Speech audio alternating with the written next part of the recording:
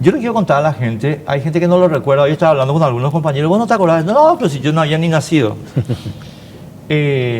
Somoza sufría una dictadura, la dinastía Somoza. Y la dinastía Somoza estaba en ese momento dirigida ya por, digamos, la segunda generación. Anastasio Somoza García, después vino Lucho Somoza, después vino René Schick, que era un títere, y después vino Anastasio Somoza de Baile. Pero, ¿dónde se relaciona Juan Sebastián, que está acá con nosotros, con todo esto? En que su familia articuló durante gran parte de la dictadura somocista a la oposición democrática en Nicaragua. Y en particular creo que una persona que merece ser mencionada hoy es Pedro Joaquín Chamorro, tu tío, Así. que fue asesinado brutalmente en Managua por el régimen. Y Juan, eso podemos decir, no sé si propiamente, ¿verdad?, pero fue el punto de inflexión para el movimiento revolucionario que termina derrocando al dictador, ¿es correcto? Así es, la lucha de Pedro Joaquín Chamorro se remonta desde 1944, Imagínate. que cayó preso por primera vez. Estuvo durante su vida preso tal vez unos 5 años. Estuvo tantas veces que es difícil contar todas las, pero estuvo cuando mataron a Somoza García en el 56, también estuvo preso evidentemente, y en el 58, y posteriormente ya hizo un movimiento armado, tomó la arma, hizo una invasión y fue declarado traidor a la patria, y también fue encarcelado. Y cuando el régimen, porque hay todo un debate de quién lo asesinó, cuando el régimen asesina a mi tío, básicamente queda solamente la lucha armada, ¿no? Entonces ese fue el episodio que provocó la caída de Somoza de Baile 1 año y medio después. O sea, a Pedro Joaquín lo matan el 10 de enero del 78 y Somoza está en el exilio en julio del 79, ¿no? El exilio paraguayo, estimado. Así o sea, Somoza vino a Paraguay. Ahora, yo te quiero, vos sabés, yo ya tengo suficiente edad para acordarme de una estatua que ya se sacó. En la avenida Quinta, frente al Club Cerro Porteño, estimado amigo, había una estatua de Anastasio Somoza García, un busto, aunque usted no lo crea. Así que, bueno. Los dictadores se quieren entre sí. En el estadio principal de Managua, que es de béisbol, no de fútbol, estaba la estatua ecuestre de Somoza García, y cuenta la leyenda de que era una estatua de Mussolini y solo le cambiaron la cabecita, ¿no? Sí, sí, sí. Y Mussolini mandó tanquetas a Tacho Somoza García para armar el ejército nicaragüense. Entonces hay un ecosistema entre dictadores que perdura el día de hoy. Los dictadores hablan el mismo lenguaje. Hablan, cuando uno ve a Maduro con Ortega y con Díaz-Canel y Putin, todos son los mismos. Ellos hablan el mismo idioma, hacen las mismas cosas, reprimen de la misma manera. Las leyes que impulsan en sus países las van copiando y las van perfeccionando de acuerdo a la... Una cosita previa antes de entrar en materia. Juan Sebastián, qué notable la evolución de los hechos en Nicaragua, ¿verdad? Sí. Pero yo creo que es una evolución que tenemos que estar todos atentos siempre. Y fíjense ustedes, estimados amigos, uno de los principales articuladores de la lucha contra la dictadura de Somoza es hoy el dictador de Nicaragua, Daniel Ortega. Qué cuidado que hay que tener al promover liderazgos políticos para no caer en el error de promover liderazgos autoritarios. Porque yo creo que si hay algo que queda claro sobre Daniel Ortega es que el hombre siempre fue autoritario. Su primer gobierno, desde luego, que fue derrocado por tu tía, Violeta Barrios de Chamorro, expresidenta de Nicaragua, su tía, y después el hombre vuelve.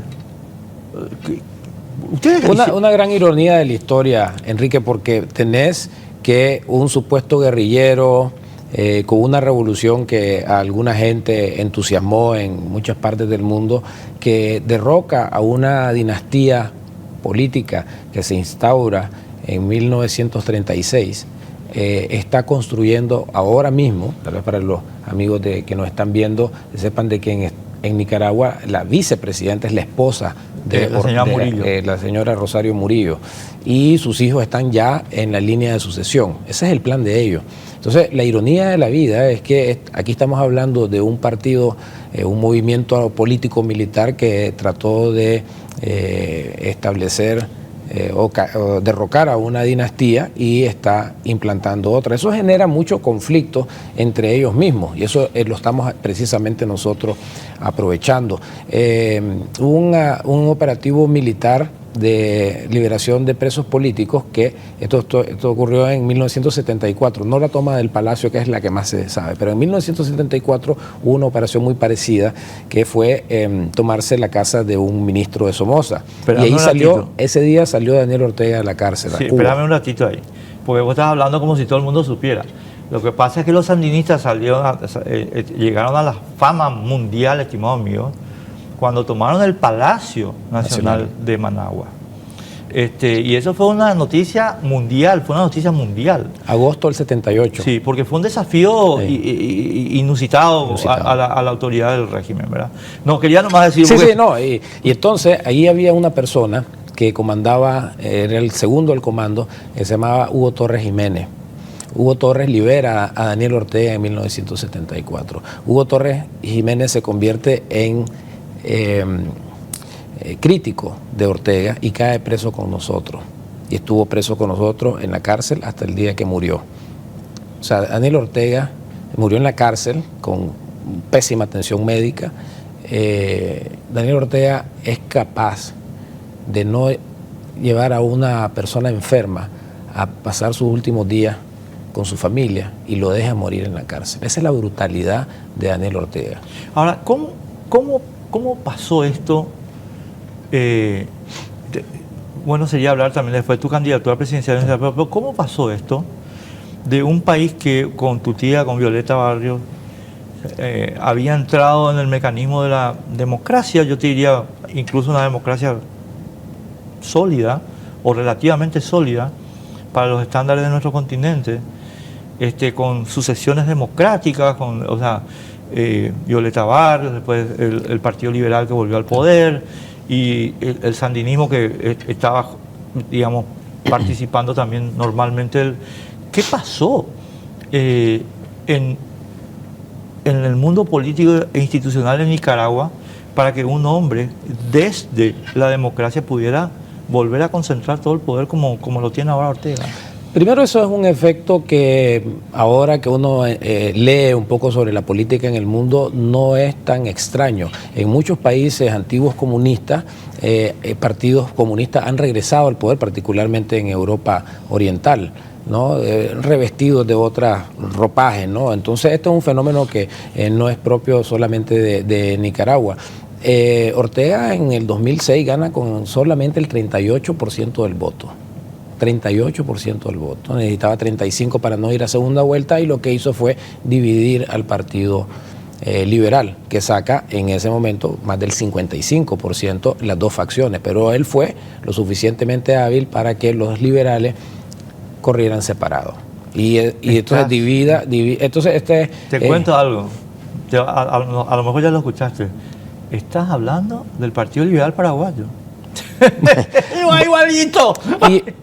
Y entonces en la noche de soy muy respetuoso de las situaciones políticas internas, y este es un lindo país, así que no trato de hacer comentarios sobre la política. No, ni te preocupes, pero no te vayas a preocupar. Acá en este programa nosotros rompemos todos los límites, así que no te vayas a preocupar. Okay. Lo que te digo es que me interesa muchísimo. Yo soy afiliado al Partido Liberal. Y suelo hacer campaña por el Partido Liberal. Y esto que vos estás relatando ahora me retrata a nuestro partido, pero es increíble. Bueno, contame cómo hizo. Bueno, entonces él dividió al partido. Yo creo que cuando él pierde el 25 de febrero de 1990 contra Violeta Barrios de Chamorro, en una elección que no es que quisieron ellos democratizarse, ellos creían que iban a ganar. Así mismo. Y los soviéticos, todavía existía la Unión Soviética, les había dicho al ejército sandinista que no tenían ya combustibles para seguir la guerra. Y Reagan, o ya en ese momento Bush, estaban teniendo muchos problemas para financiar a la contra. Entonces las superpotencias se ponen de acuerdo en Reykjavik, una conversación que tiene Gorbachev con Reagan, de ya no seguir apoyando esta guerra en Nicaragua. Y entonces lo que quiero decir con esto es que Ortega acepta ir a las elecciones no porque sea un demócrata, nunca fue un demócrata, y lo está demostrando ahora simplemente porque había un contexto internacional que lo obligaba a eso. Entonces, pero esa noche, esa madrugada donde él pierde y está Jimmy Carter de observador y él no puede simplemente desconocer lo que fue una contundente derrota, yo estoy casi seguro, Enrique, de que esa noche él juró regresar al poder y no volverlo a entregar. Y eso es precisamente lo que hizo. Trabajó desde 1990 hasta el 2006 atacando, debilitando al Partido Liberal, que también fue producto de fue liderado por el doctor Alemán Lacayo, presidente, que era un hombre, por así decirlo, aficionado al dinero. Y entonces le tenían algunos casos de corrupción. Daniel Ortega tenía sus propios casos legales. Él fue acusado por su hijastra de violación. Entonces los dos malandros encuentran un pacto político para no atacarse judicialmente, no llevarse a juicio. Arnoldo Alemán hizo un pacto con Daniel Ortega. Hicieron un pacto. Se repartieron cargos públicos, sillas en la Corte Suprema de Justicia, en el Consejo Supremo Electoral, que terminó siendo importantísimo para Ortega, porque el Consejo Supremo Electoral ya lograba hacer fraudes electorales, que es lo que le permitió a Ortega también ganar la presidencia. Una preguntita de curiosidad. Ustedes, tu familia, la familia Chamorro, ¿sigue existiendo el Partido Conservador en Nicaragua? No, el Partido Conservador desapareció producto de pactos políticos con Somoza. Entonces, muchos de los liderazgos conservadores apoyaron curiosamente a la revolución sandinista. Pues los hijos de líderes conservadores vieron estamos hablando de los 70, una juventud. Pero porque Violeta Barrios, digamos, articuló la Unión Nacional Opositora, pero el Partido Conservador estaba ahí. Nominalmente, Enrique, tenía muy poca presencia. De hecho, había un candidato conservador que corrió solo, tema de la elección aprendida, y no sacó ni el 0,5%. Claro. Pero habían conservadores en la UNO en ese momento. Ya el Partido Conservador fue perdiendo notoriedad después. Y qué raro también, porque Somoza era del Partido Liberal. Sí. Y el Partido Liberal, estamos hablando del Partido Colorado Paraguayo, un partido que estuvo soportando a la dictadura de Somoza, después se convierte en la principal fuerza política de la democracia. ¿Le suena? ¿El Partido Colorado? Bueno. Arnoldo Alemán abraza la bandera liberal porque viene de orígenes somocistas y empieza y gana la presidencia contundentemente, eso hay que decirlo también, a través de un estilo de político muy agresivo en contra del sandinismo. En contra del sandinismo, claro. Esto comienza como una historia de confrontación.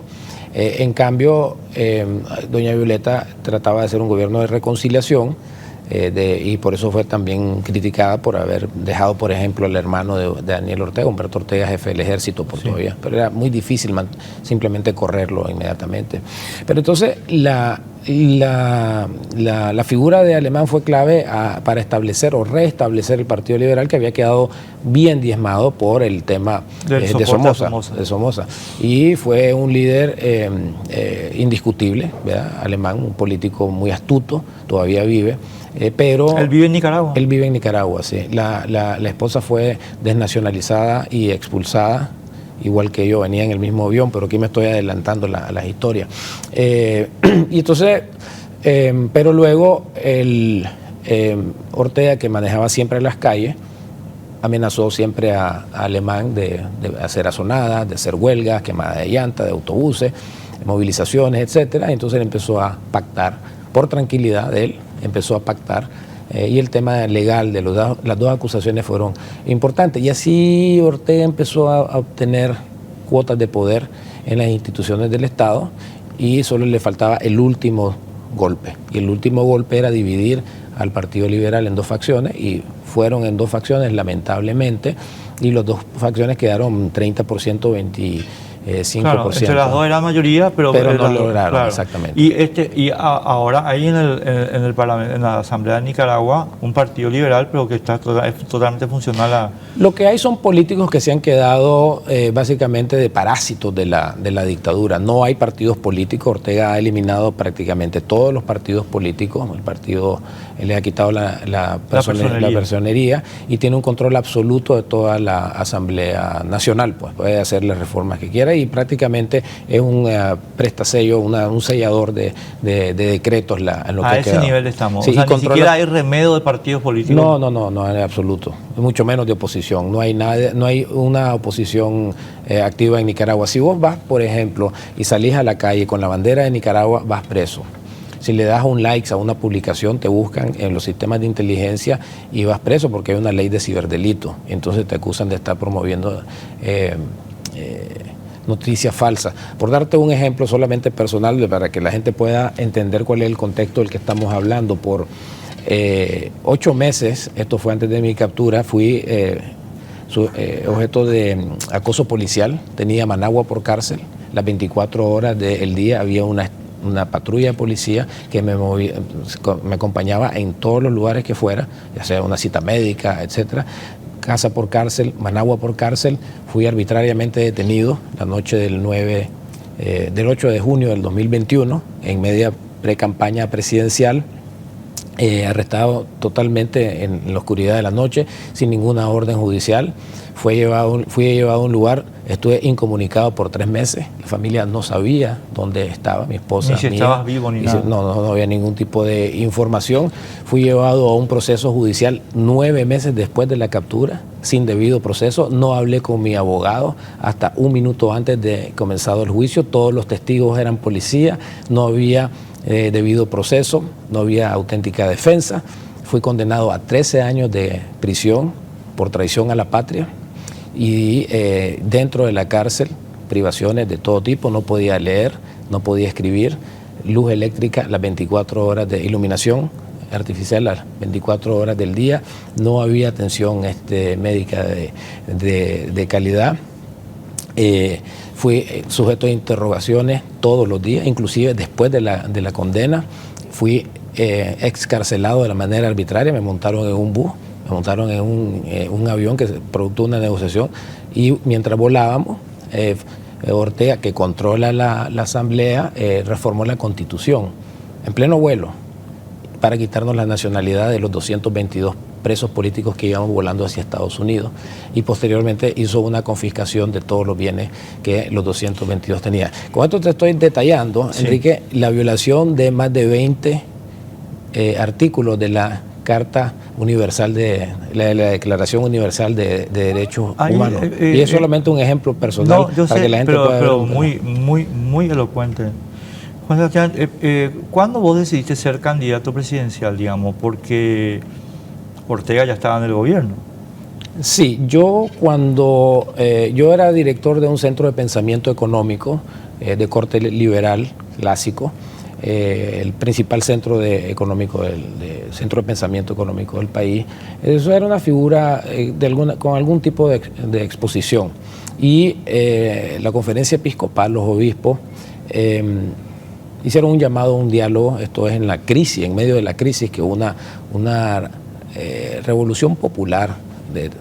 Ortega quiso reformar el sistema de seguro social y la gente salió a las calles en defensa de los viejitos. Los estudiantes hicieron sus manifestaciones. Ortega empezó a disparar, a matar, mató más de 350 protestantes, hiriendo a más de 1.000 con lesiones gravísimas y echando preso a más de 1.200 personas. Entonces, se da la necesidad de un diálogo, la iglesia llama a un diálogo y ahí es donde me invitan como parte de una delegación variada de la sociedad nicaragüense a tratar de encontrar una solución a ese tipo. Ahí estuvimos en 2 diálogos nacionales, entonces empecé a tener cierta relevancia, digamos, en la negociación, y luego venía ya la fecha de las elecciones. Entonces tomé la decisión de anunciar mi precandidatura, porque lo que queríamos era hacer un proceso primario de selección de un candidato único, y era un desafío a Ortega. O sea, Ortega, como acabo de decir, controla todas las instituciones públicas, controla el Consejo Supremo Electoral a la medida. Entonces era casi imposible ganar una elección en ese contexto, pero nos dijimos, nosotros somos demócratas, vamos a someternos al proceso democrático, vamos a someternos al sufragio, para por lo menos tener, Enrique, evidencia de que el fraude se estaba cometiendo, ¿no? Y eso fue un acto de desafío a Ortega. Ortega, que le da terror las elecciones, tomó la opción más fácil y fue agarrar presos a los 6 precandidatos que estábamos en la campaña, el mismo día, con unos 2-3 días de diferencia. Y entonces nos metió a todos en la misma celda y todos fuimos condenados por traición a la patria por 13 años. Pero estoy asombrado, estoy asombrado. O sea, perdón, pero voy a retrotraer un poco la conversación porque te juro que me estás dejando... Pero entonces el papel de Arnoldo Alemán es terriblemente nefasto. O sea, si podemos hablar de alguien como el entregador de la democracia en Nicaragua, es Arnoldo Alemán, no Daniel Ortega.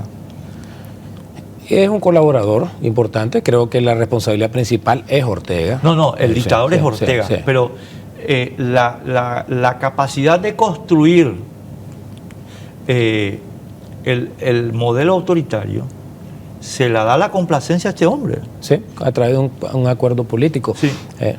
Bueno, además que no hay, es un tema cultural también. ¿A qué me refiero? En los últimos 130 años, Nicaragua ha sido gobernado por dictadura en los últimos 85 años. Y contando, porque tenemos una dictadura. Entonces no hay mucha cultura. Vos hiciste un recuento de la dinastía de Somoza. No es la única dictadura, hay otras dictaduras que han estado en la historia de Nicaragua y predomina mucho esa cultura, ¿no? El caudillo, del hombre fuerte, del hombre. Y precisamente esa es parte del trabajo que estamos haciendo como oposición, tratar de generar una cultura política nueva. Es cierto que hubo un proceso de democratización con doña Violeta, con Alemán, incluso con el ingeniero Bolaños, pero era una democracia muy incipiente. Yo trato de relacionar esto como un parto, que todavía no ha nacido la democracia plena en Nicaragua, y nos está costando este parto. Claro, pero además ahora con mucho más dificultad porque ustedes están todos afuera. Así es muy difícil hacer trabajo político desde afuera, por eso es el contexto acá de la Asamblea General, hablando con todos los países para ejercer la presión internacional de denuncia a todas estas barbaridades que están cometiendo.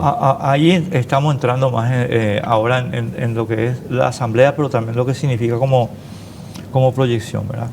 Ahora, ocurre, Juan Sebastián, acá, que hay una coyuntura internacional, y lo estábamos un poquito hablando fuera de aire sobre otros temas.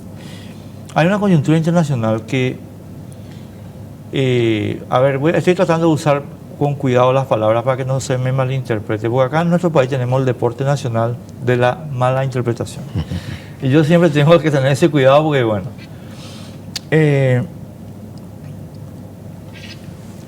nosotros tenemos un mundo que se volvió a dividir. Esta no era la situación antes, pero yo te diría que a partir de 2014, si vamos a poner una fecha, yo pondría esa fecha, el mundo se volvió a dividir. Y ahora tenemos de vuelta, digamos, bloques. Lo cual el proceso de globalización no había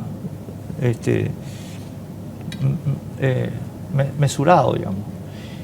Entonces, ¿qué ocurre con esto? Ocurre que la disposición que antes había de toda la comunidad internacional para decir, por ejemplo, chicos, en Nicaragua, pórtense bien, o en Venezuela, en Cuba no te digo por un caso muy particular, no existe más. Y entonces Daniel Ortega te puede decir hoy, y te lo está diciendo, igual que Nicolás Maduro, me importa un pito.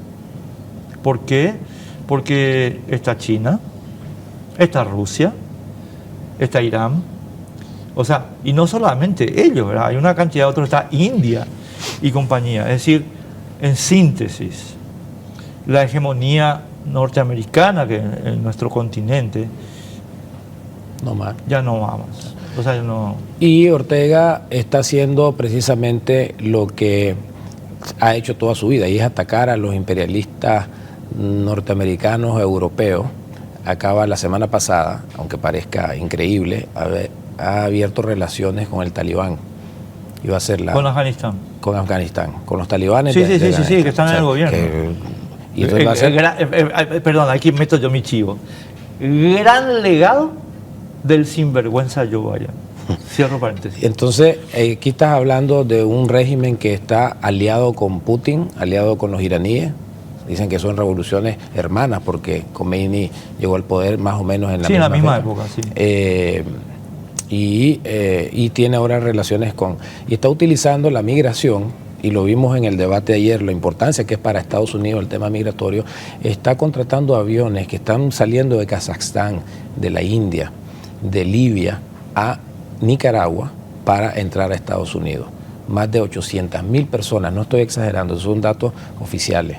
800.000 personas en los últimos 2 años han entrado en aviones a Nicaragua y con toda la venia y el cobro también, porque es un negocio de Ortega, permitiendo la entrada de todos estos nacionales cubanos, haitianos, kazajstanos, hindúes. Detuvieron un avión en París que iba para Managua porque sospecharon de tráfico humano, y eso ha llevado a sanciones a líneas aéreas que aterrizan en Nicaragua. O sea, este tipo no solamente está entendiendo el mundo así bipolar como lo está, sino que está queriendo ser el más adelantado del lado de los malos, lo llamaría yo. Está haciendo la migración como una arma de ataque, aprovechando la vida de inocentes que quieren simplemente migrar hacia otros lados. Así que estás hablando de un despiadado, un dictador que no solamente ha provocado además el éxodo de muchos nicaragüenses.